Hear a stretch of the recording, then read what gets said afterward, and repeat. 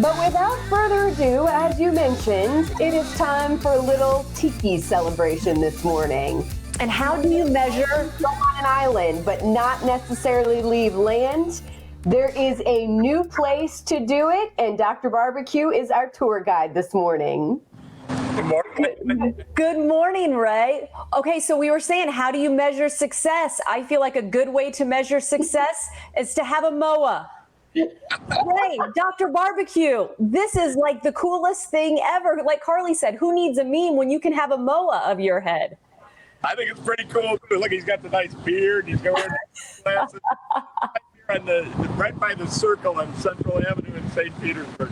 It's going to get a lot of attention. But come on. Yeah, so give us a tour. This is Burt Ends opening this weekend, Dr. Barbecue. And when you say tiki bar and tiki hut, I mean, this is like so far above, I think, what most of the tiki huts you're going to find here in the Bay Area. Well, you know, Roger and Suzanne from the Dance Restaurant Group, they don't mess around when they do stuff. We do this is our stairway, and it's now turned into this bamboo palace. We go to tiki bars all around the country. Roger and Suzanne and me are all fans of this. Thank you, Dean. We're all fans of the world, but our favorite place is in Chicago. It's called Two Dots in a Dance. You walk down this basement and there's skulls and you go into this complete different place, but it's really in a restaurant anyway, and that's how ours is. It's a restaurant within a restaurant. The brainchild behind most of this is Dean Hirsch. You guys know Dean, our beverage director, and Tiki Impresario. I know, Dean, and that's how we first met you, is we know that you had a passion and a love for tiki huts. I know you had one in your house as well. And talk about how you helped bring this concept to life there at Dr. Barbecue with this Burt Ends completely separate. I mean, there's a different drink menu, food menu. I mean, this is the real deal. As Ray said, it's a restaurant within a restaurant. So come on over here and I'll start showing you a little more about what we've done over here. So tiki is all about escapism. It's about breaking away from wherever you are to be someplace else, whether it's made up or not. And to be honest, all of tiki was kind of made up back in the 40s and 50s and into the 60s. But I want to introduce you to my good friend Ray, because you'll be seeing plenty of the drinks and the food and everything else. Frank. Frank, we brought down here from Atlanta. He is our tiki artist, and he is the one, this is his brainchild of how to take barbecue and turn it into tiki. So, thank you, Dean. It's a great place. And Dr. Barbecue, your food is awesome, and I can't wait to eat this. But it was a great project, and we had a lot of fun mixing the two because you've got lava, burns, smoking, and Burt Ends and great cocktails. Dean with the cocktails is the thing. The food, and then the decor. It's all about escaping, and it's about having fun and just having a good time. Okay, well, I'm so glad that Dr. Barbecue, Ray, wandered over there as well, because you touched on the food. Let's take a look at that. I'm seeing food there. I know you've got a drink in your hand already there, Ray. I don't know about you, Carly. My heart is just happy looking at this right now. No, I mean, this really, I mean, we were thinking it's like we're taking a trip to Hawaii or somewhere, you know, super tropical. Well, that's the goal. Absolutely. When you walk up these stairs, you go to a different place. And that's what we want it to be. Absolutely.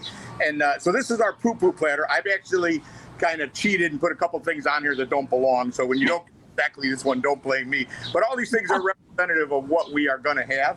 Now slide over here.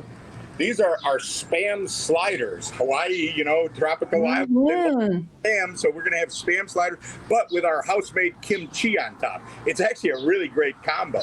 Oh boy! And then what's that last plate there? Yeah. These is the these are just our conch fritters that I just freshly fried. We got a whole bunch of other stuff. This was just, we're in the fly right now. This is what I could whip up this morning. And don't let me not get the flowers in there. Everything is going to be beautifully garnished like you're in the islands.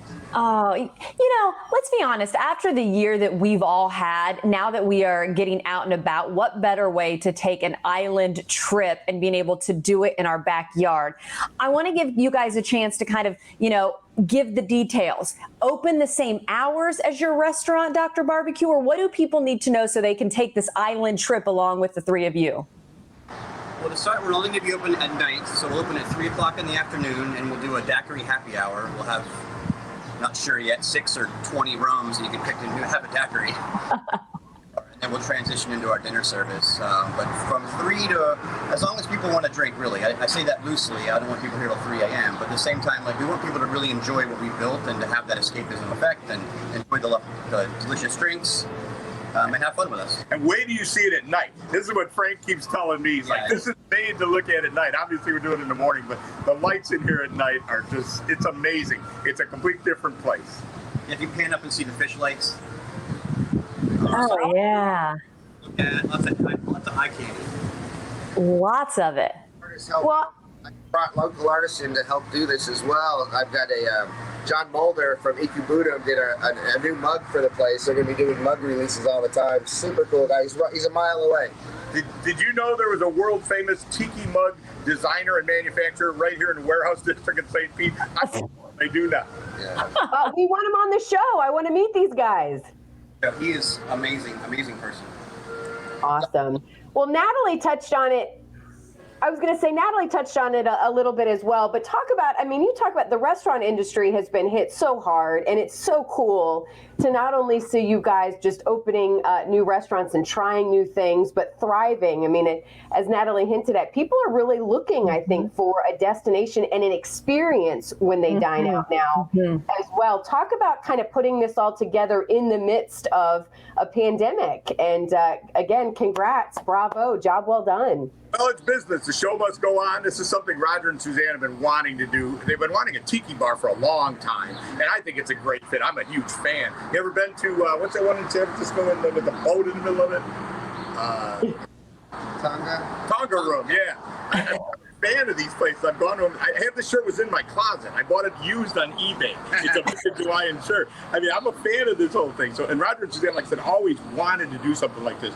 And one day, I don't remember whose idea it even was. Maybe it was Dean that said, why don't we do that upstairs at Dr. Barbecue? And it was the perfect idea.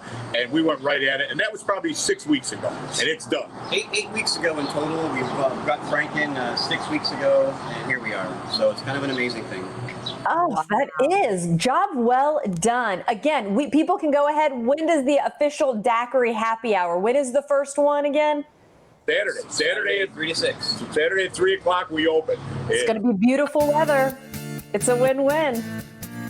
Oh, gentlemen, good job. So good. What a fun segment to do with you guys. The next best thing is, though, for me and Natalie to actually be out there. So we're going to work on that.